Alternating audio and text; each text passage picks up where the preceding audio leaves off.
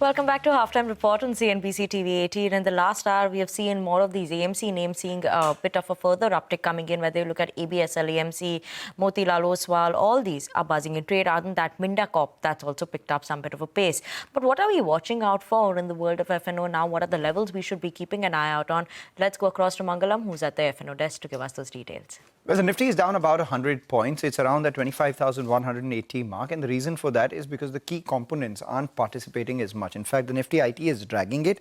And the Nifty Bank isn't going as high to be able to support that decline. So, which is why we have the Nifty, which is lower by about 102 points. Though nothing really to worry out here. But under pressure are also the Midcap index and the FMCG index. So, that's something that we will monitor as we move further into the festive and the result season as well. But importantly, the India VIX as well, which was, closer to levels of 10, benign levels, has now climbed 10% higher and now has moved to 11. So we'll monitor how the impact of this plays out on tomorrow's expiry, for which people are still riding straddles. What is a straddle? A call and a put together. So those who are writing the 25,200 call are also writing the 25,200 put. Both of them have an equal amount of jump in the open interest. 2.23 crore is what we've seen in the open interest of 25,200 put, and around 2.5 crore is the open interest in the 25,200 call as well.